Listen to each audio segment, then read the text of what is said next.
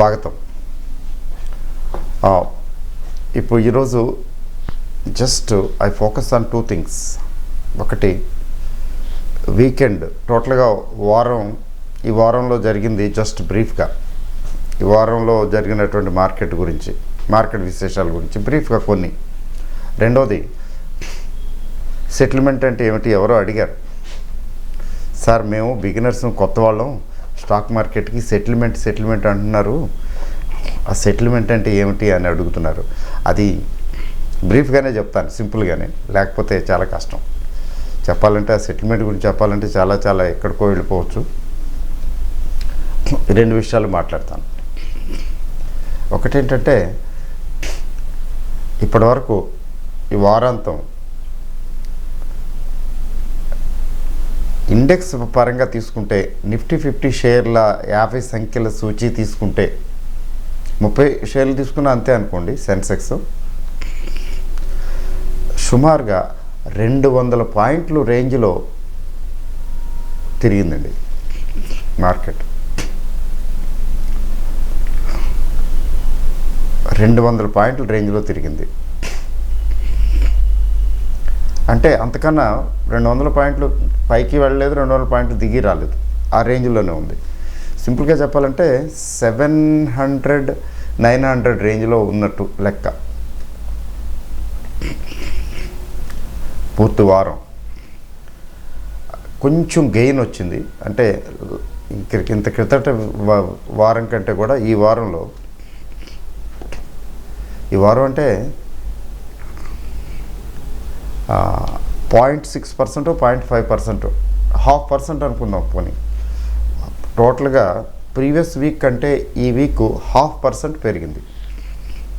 ఈ అనాలిసిస్ పెద్దగా అక్కర్లేదనుకోండి, మనమేమి ఇవి చేయటం లేదు కదా, టెక్నికల్ అనాలిసిస్ మీద వెళ్ళటం లేదు, జస్ట్ ఐడియా కోసం. అయితే what happened all the week అంటే ఓవరాల్గా తీసుకుంటే, నెంబర్ 1 అంటే నెగిటివ్ పాజిటివ్ ఎప్పుడు ఉంటాయి కదా మార్కెట్లో. మార్కెట్ ఎప్పుడు కూడా మార్కెట్ న్యూస్ మీద బేస్ అయ్యి మూవ్ అవుతుంది. పాజిటివ్గా మూవ్ అవ్వచ్చు, అనుకోకుండా నెగిటివ్గా మూవ్ అవ్వచ్చు, అది వేరే సంగతి. ఒక విషయాన్ని ఇంటర్ప్రిట్ చేసుకోవటానికి మార్కెట్ తీసుకునేటప్పుడు అది పాజిటివ్గా తీసుకుంటుంది అని అనుకుంటాం, ఒక్కోసారి అది నెగిటివ్గా తీసుకుంటుంది. అంటే ఇప్పుడు ఈ న్యూస్ ఇది ఉంది, ఈ న్యూస్ ఉంది కాబట్టి రేపు మార్కెట్ పెరుగుతుంది అని అనుకుంటాం ఊరికే. నేను చాలాసార్లు అలా చూశాను, ట్రై చేశాను, అందుకని చెప్తున్నా. ఏమవుతుందంటే ఇంకేముంది, దీని బేసిస్ మీద మార్కెట్ బాగుంటుంది, పెరుగుతుంది అనుకుంటే తగ్గిపోతుంది. అలాగే ఈ న్యూస్ ఇట్లా ఉన్నాయి, ఈ న్యూస్ల వల్ల ఇప్పుడు ఖచ్చితంగా రేపు మార్కెట్ పడాలి, ఖచ్చితంగా 100 పాయింట్లైనా పడాలి, కనీసం 60-70 పాయింట్లైనా అనుకుని కూర్చుంటాం. తీరా చూస్తే అది పాజిటివ్ వెళ్ళిపోతుంది, ప్లస్ అయిపోతుంది.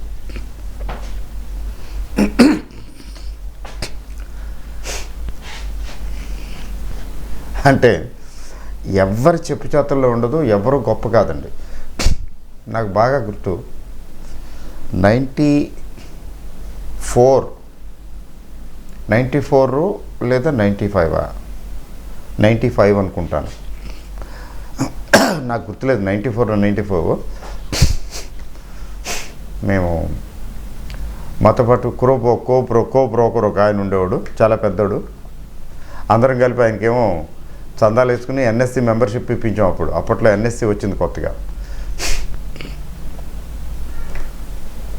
ఆయన పేరు ఎందుకు లేని, పేరు చెప్తే కొంతమందికి తెలుస్తుందేమో, అర్థమైపోతుందేమో. మార్వాడి ఆయన గారు రింగులో ట్రేడ్ చేస్తుంటే అందరూ జాగ్రత్తగా వాడిని అబ్జర్వ్ చేసేవాళ్ళు, ఫాలో అయ్యేవారు. వాడు కొంటున్నాడో అమ్ముతున్నాడో చూసేవాళ్ళు రింగులో, అందరం చూసేవాళ్ళం.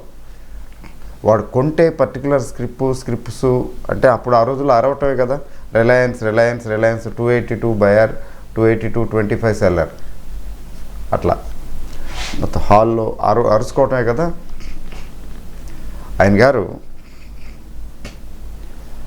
అట్లా అనమాట, చాలా బిగ్. డైరెక్ట్గా ఎప్పటికప్పుడు బాంబే నుంచి ఫోన్లు వచ్చేస్తూ ఉండేవి, హాట్లైన్ లాగానే. దాని బేసిస్ మీద వీడు యాక్ట్ చేసి ఉండేవాడు. సంపాదిస్తున్నాడు ఏమే. ఎందుకంటే ఆ రోజుల్లో ఏ రకమైన ఇన్ఫర్మేషన్ ఉండేది కాదు, వెబ్సైట్లు లేవు, ఏమీ లేవు. టీవీ కూడా దాదాపు లేదనే చెప్పాలి. ఉంది,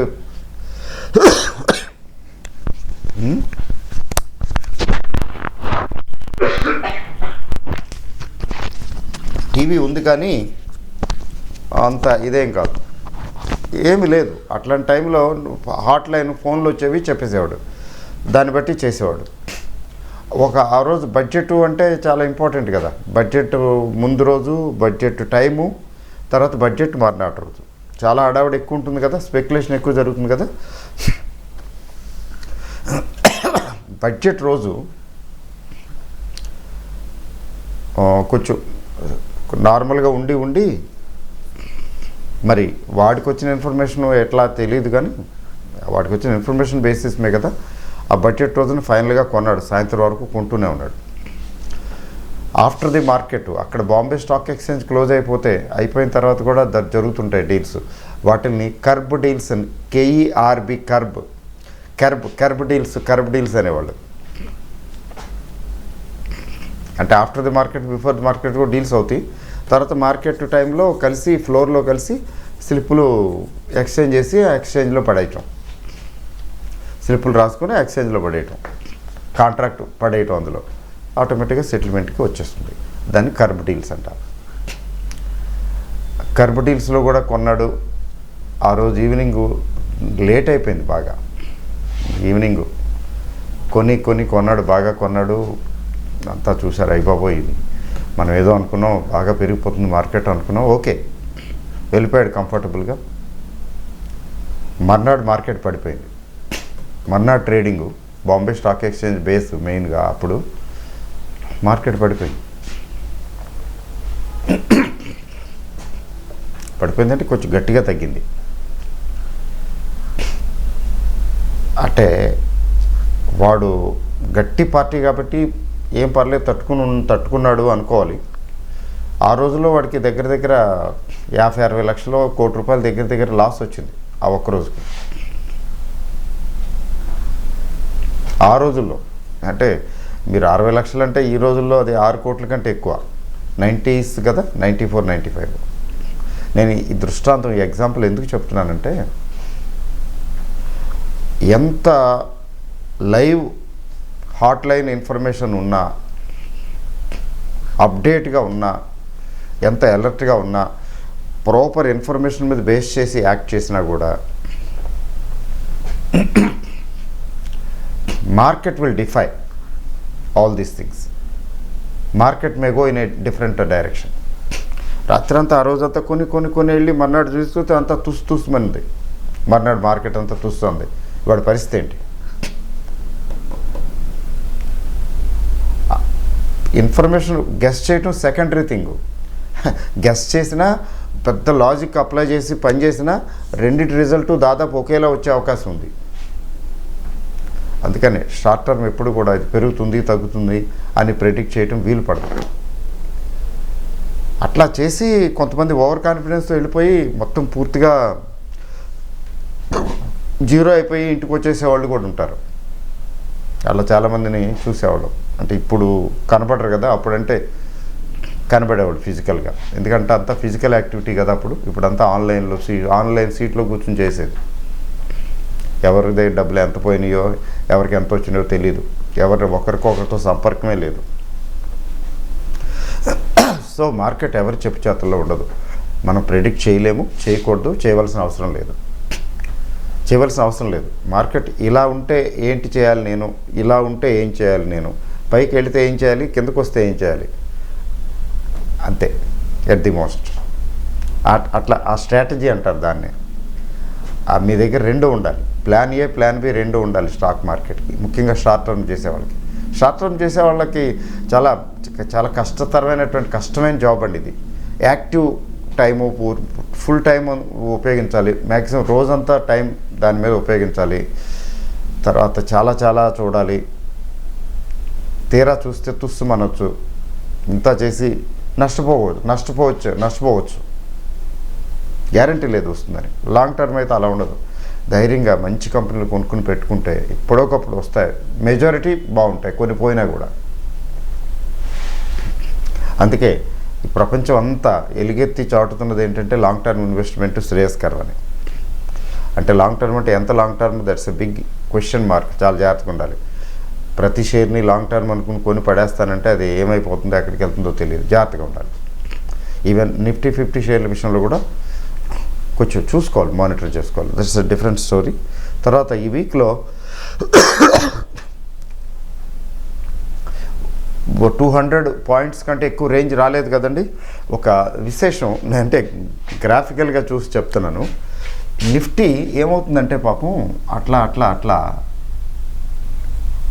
అట్లా ఉందండి ఆ స్టేజ్లో.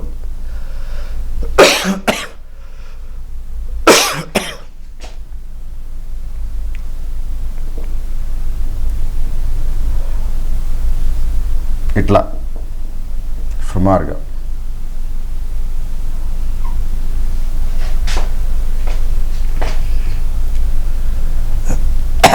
అంటే దీన్ని యాక్చువల్గా ఇట్లా తీసుకుంటే నేను ఇందులో కూడా చూపించగలను, గ్రాఫ్లో కూడా చూపించగలను అనుకోండి. కానీ అంతకన్నా ఎక్స్ప్లెయిన్ చేయటం కూడా ఈజీయే. ఇట్లా ఉంది, ఈ స్టేజ్లో ఉంది ఇప్పుడు. ఈ స్టేజ్లో ఉంది కాబట్టి నెక్స్ట్ ఏంటి, ఇక్కడికి ఉన్నటువంటి గ్యాప్కి ఇక్కడికి ఉన్నటువంటి గ్యాప్కి తీసుకుంటే ఇట్లా అనుకుందాం. పోనీ ఈ గ్యాప్కి చూడండి ఎంత డిఫరెన్స్ ఉందో. అంటే నేరో రేంజ్, నేరోయింగ్ డౌన్. ఇప్పుడు చూడండి, మామూలుగా ఇలా ఉందనుకోండి, it is very easy upward movement అంటాం. ఎందుకని, ఈ లో కంటే ఇది పైన ఉంది, ఇది ఇంకా పైన ఉంది అనుకుందాం. ఇక్కడ కంటే దీంతో పోలిస్తే ఒక స్ట్రైట్ లైన్ తీసుకున్నట్టయితే ఇక్కడకున్న డిస్టెన్స్ చూడండి, వైడన్ అవుతున్నది కదా గ్యాప్. ఇది క్లియర్గా తెలిసిపోతుంది అప్వర్డ్ మూమెంట్ అని. అలాగే అప్వర్డ్ మూమెంట్ కూడా ఇక్కడున్న దీంతో పోలిస్తే, ఇక్కడికి వస్తే పోలిస్తే ఎంత పెరిగిందంటే ఇంత పెరిగిందని. ఇది కూడా గ్యాప్ అయింది కదా, వైడన్ అవుతున్నది కదా గ్యాప్. ఇది క్లియర్గా తెలిసిపోతుంది అప్వర్డ్ మూమెంట్ అని. అలాగే డౌన్వర్డ్ మూమెంట్ అంటే ఇది తెలుస్తుంది. ఈ రెండు కాకుండా ఇది చూసారా, నేరో అయిపోతున్నది. ఈ నేరో అయిపోతూ అంటే ఏంటి, అగ్రెసివ్గా అమ్మేయటం లేదు, కొట్టుపాడేయటం లేదు, అలా అని చెప్పి అగ్రెసివ్గా కొనిపారేయటం లేదు. కొనేవాళ్ళు జాగ్రత్తగా ఉన్నారు, అమ్మేవాళ్ళు జాగ్రత్తగా ఉన్నారు. అందుకని ఆ నేరో రేంజ్కి వచ్చింది. ఇక్కడైతే అమ్మేస్తున్నారు, ఇక్కడైతే కొనేస్తున్నారు, అంటే ఓవరాల్గా. కానీ ఇక్కడ కొనేవాళ్ళు అమ్మేవాళ్ళు ఏమవుతున్నారు, సెటిల్ అవుతున్నారు ఇక్కడ. సో ఈ ట్రెండ్లోకి వచ్చిందంటే ఇక నెక్స్ట్ ఒక చోట మళ్ళీ సెటిల్ అవుతుంది కదా. ఇక్కడ ఎన్ని రోజులు పడుతుంది అనేది నెక్స్ట్ తెలియదు. ఇక్కడ నుంచి సెటిల్ అవుతుంది కదా. ఇంకా వచ్చిన తర్వాత అప్వార్డా డౌన్వార్డా, దట్ వీ డోంట్ నో. అంటే అతి త్వరలో ఇండెక్స్ అంటే 2-3 సెషన్స్ తీసుకోవచ్చు, ఇంకా తీసుకోకపోవచ్చు. అతి త్వరలో ఇదొక డైరెక్షన్ ఇవ్వబోతున్నది. అక్కడి నుంచి బ్రేక్అవుట్ అయితే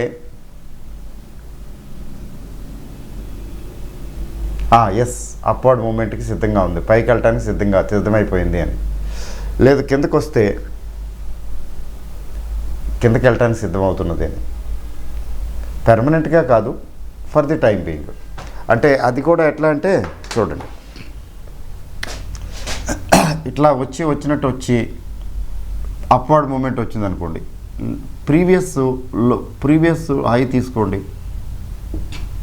అంటే దీనికంటే ఇక్కడ పైకి వస్తే అంటే ఇది జర్నీ కనీసం ఇది ప్రీవియస్ ఈ హైట్ని క్రాస్ అవ్వాలి.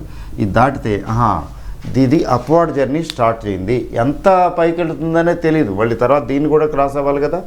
నెక్స్ట్ దీన్ని క్రాస్ అవ్వాలి, దీన్ని కూడా క్రాస్ అవ్వాలి. అంటే పర్టికులర్ గివెన్ పీరియడ్కి, అంటే డ్యూరేషన్ బట్టి తీసుకోవాలి. అంటే మినిమం షార్ట్ టర్మ్కి ప్రీవియస్ హై కంటే ఇది పైకి వెళితే కొంచెం at least for the time being కొంచెం అప్వార్డ్ మూమెంట్కి సిద్ధమవుతున్నదని అర్థం. అలా కాకుండా ఇది కిందకు వచ్చింది అనుకోండి, లాస్ట్ ప్రీవియస్ లో కంటే దీనికంటే కూడా కిందకు వచ్చింది అనుకోండి, ఆహా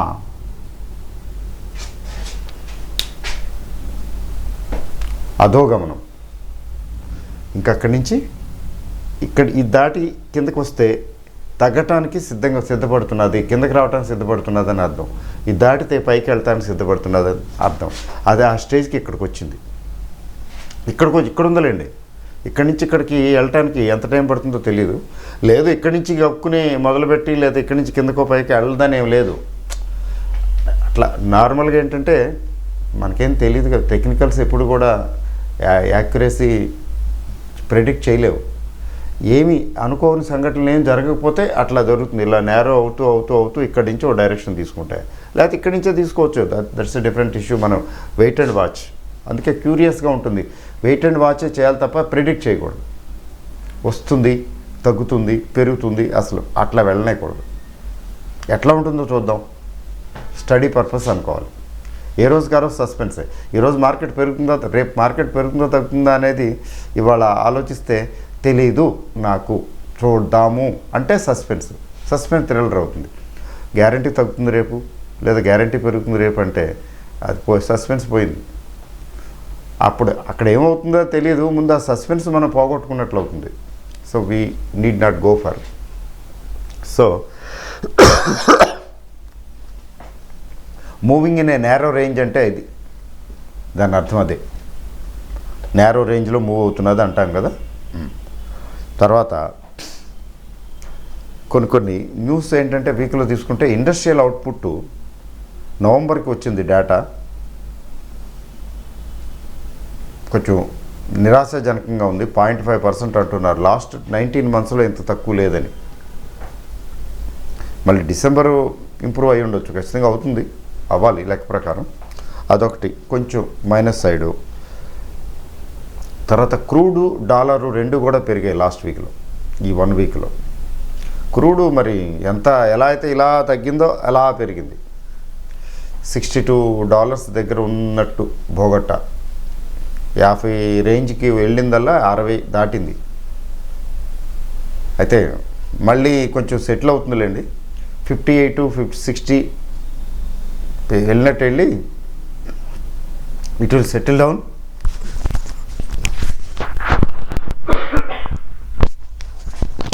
అయితే ఫ్యాక్ట్ ఏంటంటే క్రూడ్ ధర పెరిగింది, అయితే మనం పెద్దగా ఎఫెక్ట్ అవ్వమని, బాగా తగ్గింది కదా ఇక్కడ రికవర్ అవుతుందని మనం ఏమీ దాని గురించి వర్రీ అవటం లేదు. అలార్మింగ్ లెవెల్స్కి లేదు. $80కి వెళ్ళిపోతుందని ఎవరు అనుకోవటం లేదు, 60 నుంచి 80కి వెళ్ళిపోతుందని అనుకోవటం లేదు. అందుకని కొంచెం మార్కెట్ వెయిట్ అండ్ వాచ్ చేస్తున్నది, పెద్దగా దాన్ని నెగిటివ్గా తీసుకోవటం లేదు. బట్ డాలర్ కూడా కొంచెం కొద్దిగా పెరిగింది, పెద్దగా పెరగలేదు కానీ 70+ 70.5 ఆ రేంజ్కి, అంటే ఒక దగ్గర ₹1. తర్వాత రిజల్ట్స్ స్టార్ట్ అయినాయి. ఇప్పటివరకు మేజర్ కంపెనీస్లో తీసుకుంటే TCS ఒకటిను, ఇన్ఫోసిస్, అంటే ఈ IT కంపెనీస్ రిజల్ట్స్ వచ్చాయి. They ఫేర్డ్ well but not as per expectations. Infosys అయితే మార్కెట్ ఎక్స్పెక్టేషన్స్ కొంచెం దిగునే ఉంది. TCS కూడాను నిజం చెప్పాలంటే.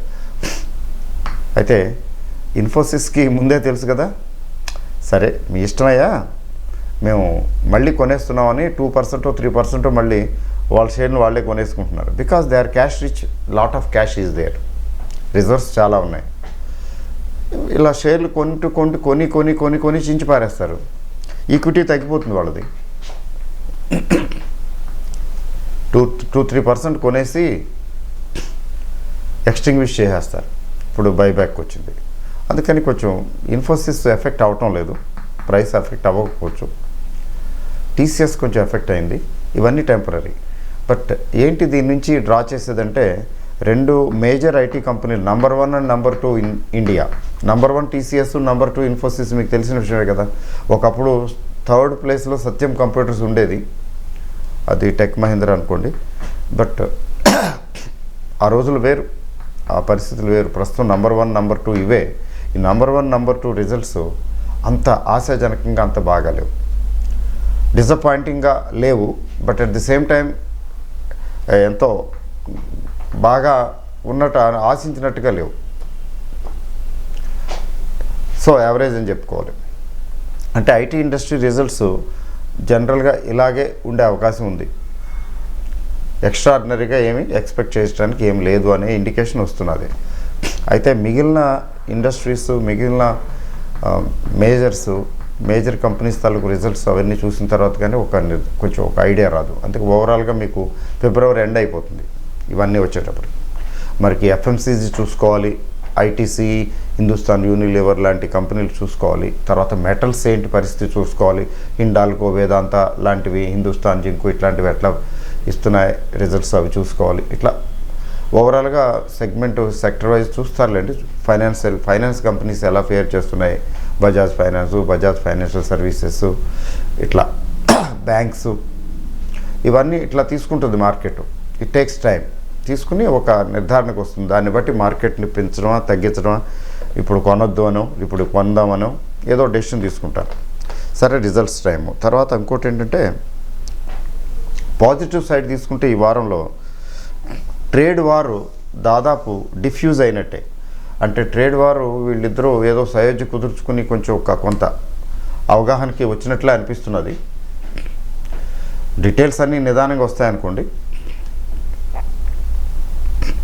మార్కెట్ కూడా ఎక్స్పెక్ట్ చేసింది అది. కాబట్టి మార్కెట్ కొంచెం, ఇంటర్నేషనల్ మార్కెట్స్ మాత్రం పాజిటివ్గానే ఉన్నాయి. ఇంటర్నేషనల్ మార్కెట్లు పాజిటివ్గా ఉన్నాయి కాబట్టి దాని ఇంపాక్ట్ వల్ల ఇండియన్ మార్కెట్ సర్వైవ్ అవుతుంది. అంటే ఏదో ఒత్తిడికి గురి కాకపోవచ్చు అనేది విశ్లేషణ. ఈ క్రూడ్ ధరలు అవి పెరిగినా అవి కూడా పెద్ద పట్టించుకోకుండా నార్మల్గా, ఎందుకంటే ఇంటర్నేషనల్గా సెటిల్ అయితే ఇష్యూస్, ఫర్ ఎగ్జాంపుల్ మెటల్స్ ఎవరు అడుగుతున్నారు, మీరు హిండాల్కో, వేదాంత అట్లాంటి వాటి గురించి చెప్పండి అని ఎవరో మెసేజ్ పెట్టారు. నేను చెప్పేది ఏంటంటే ఇంటర్నేషనల్గా ట్రేడ్ వార్ డిఫ్యూజ్ అయితే, ట్రేడ్ వార్ టెన్షన్స్ తగ్గితే, కొంచెం సయోధ్య కుదిరితే వీళ్ళకి మెటల్స్ ప్రైసెస్ ఆటోమేటిక్గా పెరుగుతాయి. మెటల్స్ ఏంటి, చాలా ఎక్స్పోర్ట్స్, ఎక్స్పోర్ట్స్ బేస్డ్ కంపెనీస్ వాటికి కూడా ఇవి ఊపు వస్తుంది. కాబట్టి పాజిటివ్గానే ఉండాలి ఈ విషయంలో. అది మేజర్ థింగ్. ఇంటర్నేషనల్గా ఒక అండర్స్టాండింగ్ రావటం అనేది ప్రపంచానికి చాలా అవసరం, ఇండియాకి కూడా అవసరం. లేకపోతే మన ఎక్స్పోర్ట్స్ ఎఫెక్ట్ అవుతాయి కదా. We are a part of this globe.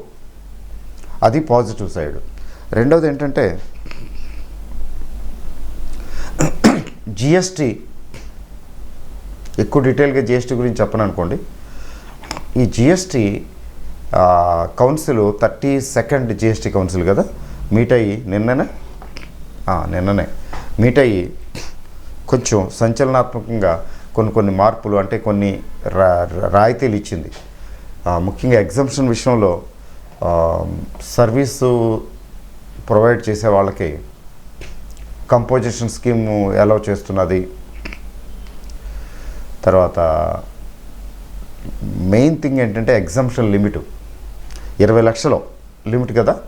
20 లక్షల లోపు వారికి జిఎస్టీ అప్లై అవ్వదు, వాళ్ళు ఏం ట్యాక్సులు కట్టక్కర్లేదు. టర్న్ ఓవర్ 20 లక్షలు దాటిన వాళ్ళకి సంవత్సరానికి వాళ్ళు ట్యాక్స్ బ్రాకెట్లోకి వస్తారు. బట్ ఇప్పుడు ఆ 20 లక్షలది ఏకంగా 40 లక్షలు చేసేసింది. ఎలక్షన్స్ పుణ్యం అని, ఎలక్షన్ అనుకోండి, ఇంకోటి అనుకోండి. దీని గురించి ఎక్కువ నేను కామెంట్ ఇప్పుడు చాలా ఎక్కువ నేను మాట్లాడడం మొదలు పెట్టేస్తే చాలా బోల్డంత టైం వేస్ట్ పోతుంది. Because GST is my subject. కాబట్టి నేను బ్రీఫ్గా చెప్పేది ఏంటంటే స్టాక్ మార్కెట్కి సంబంధించి it's a good news. Growth at the bottom level, చిన్న వ్యాపారులకి వెసులుబాటు కలుగుతుంది. వాళ్ళ కాస్ట్ ఆఫ్ ఆపరేషన్స్ కాస్ట్ తగ్గుతుంది. అంటే they will be encouraged to do push more and more sales. ఇప్పుడు 20 లక్షలు అని చెప్పి జాతకాలు ఆ లెక్కలేసి ఈ లెక్కలేసి కోడ్ లెక్కలేసి 20 లక్షల లోపు కుదించాలని ట్రై చేయటం, ఇంతకని అయ్యే తీసుకురావటం ఎందుకులా అమ్మటం అంటే కొంచెం ఆ రకమైనటువంటి కన్సర్వేటివ్ అప్రోచ్ ఉంటుంది కదా. 40 లక్షల వరకు ఉంది అంటే he will take more stocks. Retailers, they will take more stocks, they push and they will sell more. It's encouraging. అసలు యాక్చువల్గా అక్కడే రావాలి. ఇండియాలో రిటైలర్స్ చాలా ఎక్కువ కదండి, స్మాల్ ఎంటర్ప్రెన్యూర్స్ చాలా ఎక్కువ.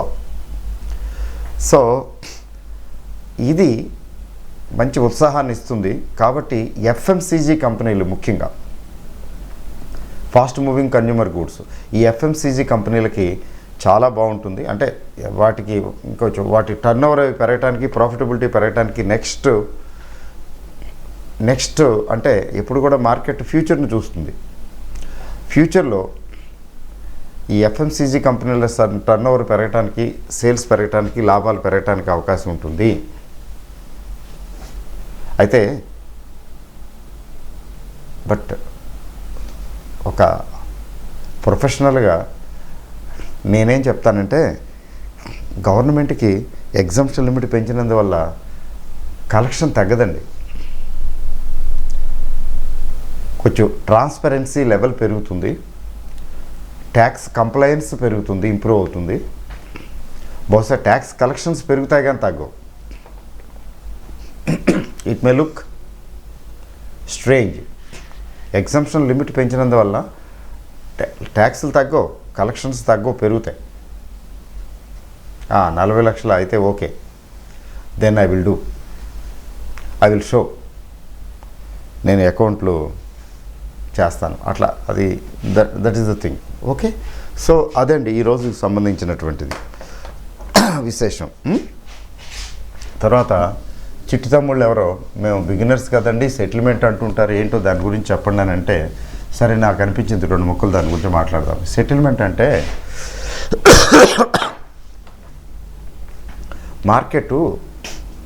స్టాక్ మార్కెట్ అనేది ఈక్విటీ గురించి మాట్లాడతాను నేను. ఈక్విటీ షేర్లు కొనటం అమ్మటం గురించి ఉంది కదా.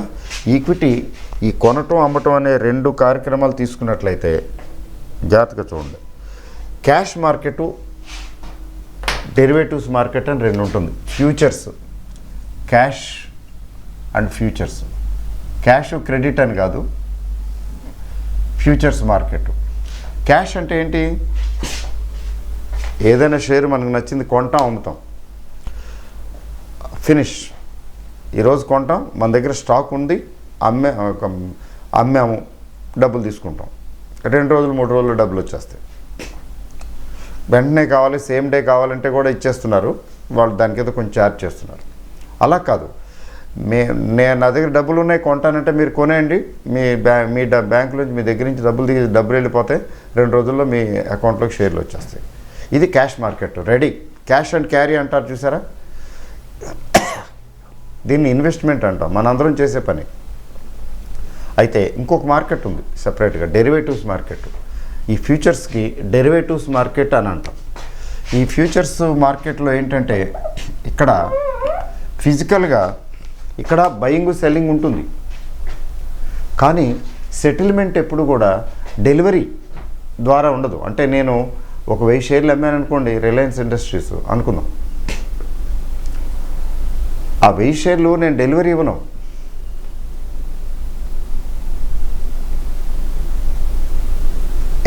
సెటిల్మెంట్కి ఒక డేట్ ఉంటుంది, లాస్ట్ డే. ఆ రోజు కానీ ఆ రోజు లోగా కానీ నేను ఇది స్క్వేర్ ఆఫ్ చేసుకుంటాను ట్రాన్సాక్షన్. అప్పుడు ఉన్నటువంటి ప్రైస్ తోటి డిఫరెన్స్ నాకు వస్తే నేను ప్రాఫిట్ ఎంజాయ్ చేస్తాను, లేకపోతే పే చేస్తాను, డిఫరెన్స్ ఎంజాయ్ చేస్తాను. For example 1100 shares Sun Pharma అమ్మాయి అనుకోండి, ఈ మార్కెట్ ఫ్యూచర్స్ మార్కెట్లో అమ్మాయి అనుకోండి, ఊరికే సింపుల్ ఎగ్జాంపుల్, దీనికి చాలా ఉందిలేండి, చాలా తతంగా ఉంది. ఇక్కడ డెలివరీ ఇవ్వను, నా దగ్గర లేవు 1100 షేర్లు ఉన్నా, ఇవ్వను, ఇవ్వక్కర్లేదు. సిస్టమ్ ఎలా ఉంటుందంటే, అమ్మాను, ఎక్కడికి అమ్మాను, 400 52కి అమ్మాను. 52కి ఎక్కడ వచ్చిందిలేండి. ఓకే, 448కి అమ్మాను. పర్టికులర్ డేట్కి, సెటిల్మెంట్ డేట్కి అది 432కి వచ్చింది. ఏదో పర్టికులర్ డేటు, సెటిల్మెంట్కి ఒక డేట్ ఉంటుంది, ఆ రోజు కానీ అంతకు ముందు కానీ, any time, but not later than the settlement date. Settlement date ఎప్పుడు ఉంటుంది? లాస్ట్ థర్స్డే, ఒక నెల, సుమారుగా నెల, last Thursday of the month. ఈ నెల సెటిల్మెంట్ ఎప్పుడండి? లాస్ట్ థర్స్డే ఎప్పుడు వస్తుంది? 31st జాన్యువరి వస్తుంది అనుకుంటున్నాను నేను. చూడండి ఒకసారి చెక్ చేయండి, లాస్ట్ థర్స్డే ఎప్పుడు వస్తుంది. ఇప్పుడు నేను 448 దగ్గర అమ్మింది, ఇది పెరిగితే ఆ స్టేజ్లో నేను సెటిల్ చేసుకోవాల్సి వస్తే నాకు లాస్ వస్తుంది. తగ్గితే, ఫర్ ఎగ్జాంపుల్ 31st జాన్యువరికి ఇది 432 ఉందనుకోండి, అప్పటి వరకు నేనేం చేయలేదు, వదిలేసాను అనుకోండి, మరి ఇప్పుడు చేసి తీరాలి. ఆ లాస్ట్ డేట్ సెటిల్మెంట్ డేట్ అంటారు. ఆ డిఫరెన్స్ చూసారా? 16 రూపాయలు. 1100 షేర్లకి 16 రూపాయలు, 1100 × 16 రూపాయలు. ఇక్కడ ఈ ప్రాఫిట్ నేను ఎంజాయ్ చేస్తున్నాను. నేను డెలివరీ ఇచ్చానా? ఇవ్వలా. అవతల అతను డెలివరీ తీసుకోవడానికి కొనుక్కున్నాడా? లేదు. అది చూద్దామని ఇప్పుడు తగ్గింది, నేను అడ్వాంటేజ్ తీసుకున్నాను. సో ఫర్ ఎగ్జాంపుల్ 454 అయింది, పర్టికులర్ టైం నేను చూశాను, ఇంకా ఇది లేదు, లాస్ట్ సెటిల్మెంట్కి అనుకున్నాం, వెయిట్ చేస్తే చివరి వరకు. అప్పుడు ఎంత అవుతుంది? ఈ డిఫరెన్స్ నాకు లాసే. 48 దగ్గర అమ్మాను, 54కి వెళ్ళిందంటే 6 రూపాయలు లాసు. అంటే ఈ లాసు నేను భరించి స్క్వేర్ ఆఫ్ చేసుకోవాలి. స్క్వేర్ ఆఫ్ అంటే ప్రతి బయింగ్కి సెల్లింగ్ ఉంటుంది, ప్రతి సెల్లింగ్కి బయింగ్ ఉంటుంది, బయింగ్ సెల్లింగ్ ఉంటుంది. ఆ సెటిల్మెంట్ డేట్కి కల్లా అవి క్లోజ్ అయిపోవాలి. క్యారీ ఫార్వర్డ్ చేసుకోవడం, దట్స్ ఎ డిఫరెంట్ ఇష్యూ. ఇక్కడ క్లోజ్ చేసుకుని నెక్స్ట్కి మళ్ళీ ఓపెన్ చేసుకుని మళ్ళీ కంటిన్యూ చేయటం, ఇంకా ఆశ మళ్ళీ తగ్గుతుందో పెరుగుతుందో అనుకోండి. అట్లా carry forward is a different thing. ఈ సెటిల్ క్లోజ్ అవ్వాలి కదా. కానీ ఈ సెటిల్మెంట్ ఈ 35 లాస్ట్ డేకే చేసుకోవాలని లేదు, ఈ వ్యక్తితోనే చేసుకోవాలని లేదు. బోళ్ళంతమంది బయర్స్, బోళ్ళంతమంది సెల్లర్స్ ఉంటారు కాబట్టి వాళ్ళతో ఐడెంటిఫై చేసుకోవాల్సిన అవసరం లేదు. ఇప్పుడు నాకు పర్టికులర్ 3 రోజుల్లోనే 432 వచ్చింది, ఒక్కరోజు వచ్చింది, సేమ్ డే వచ్చింది ఫర్ ఎగ్జాంపుల్. ఇంకా చాలు నాకు, ఇంతకన్నా ఎందుకు అనుకుంటే అప్పుడే స్క్వేర్ ఆఫ్ చేసేసుకున్నాను. నేను సెటిల్మెంట్ వరకు వెయిట్ చేయవలసిన పని లేదు. అతను కూడా అంతే, నా దగ్గర కొనుక్కున్న 448 దగ్గర కొనుక్కున్న వ్యక్తికి 2 రూపాయలు పెరిగింది, same day, other day, any day on are before this date.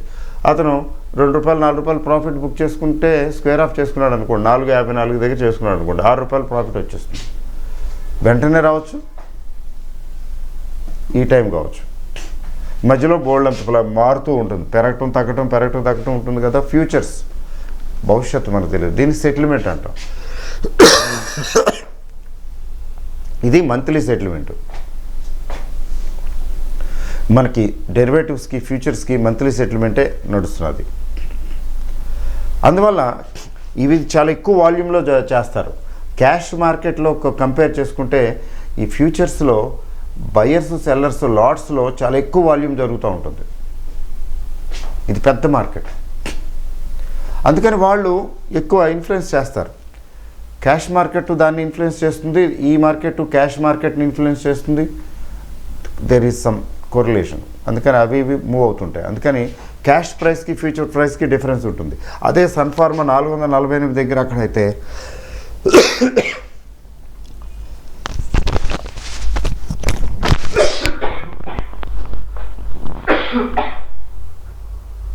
ఇక్కడ 445 ఉండొచ్చు, 445 ఉండొచ్చు.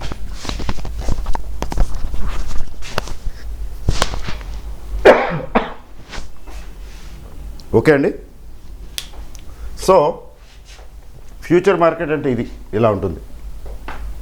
Settlement, just a minute.